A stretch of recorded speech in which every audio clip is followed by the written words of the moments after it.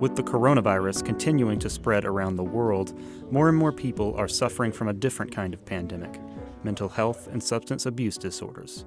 In response, the Department of Mental Health has teamed up with the Department of Alcohol and Drug Abuse Services to create SC Hopes, a 24/7 support line for those who are struggling to cope with the numerous hardships created by the COVID-19 pandemic. In early March, when we knew isolation measures were going to be taken to protect people from the disease, we were immediately concerned about the mental health and substance issues among our population who are more prone to those problems, because isolation and disconnection really exacerbates issues with substance use disorder.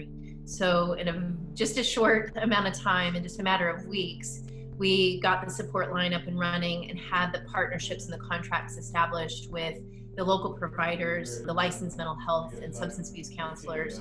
We knew that substance use was going to rise with COVID, and it has, and it's not unexpected. So if people are isolated, if people can't reach their support groups, then they're going to perhaps drink or use other substances.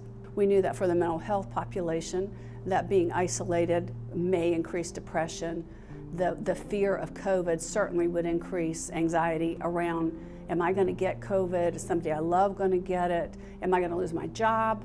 Am I going to have food to feed my family? So all those anxieties we knew were going to ramp up. Anybody, anywhere in the state could call one number, which is 1-844-SC-HOPES, in order to be connected to resources related to mental health services or substance use services. In addition, this support line also provides help specifically for healthcare workers and those suffering through financial hardships. Thank you so much once again. I really appreciate your time. So healthcare workers are having a really challenging time, I guess I would say right now, because of COVID.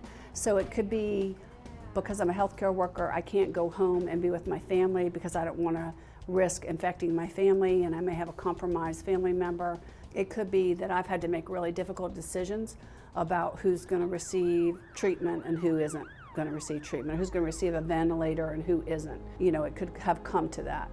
It could be that I have had to watch a person die with COVID alone because they couldn't have their family member present. And those are really difficult and traumatic events, potentially, for a healthcare worker to have to experience. So we created a team called the HOT team, which is the healthcare outreach team, that only serves healthcare workers. That's it. And then the other thing we wanted to do was make sure that we were addressing the financial needs of people who wanted care. So DMH provides care regardless of a person's ability to pay, but people do receive a bill. And we wanted to make sure that we didn't add any stress to individuals who are already dealing with the stressors of COVID.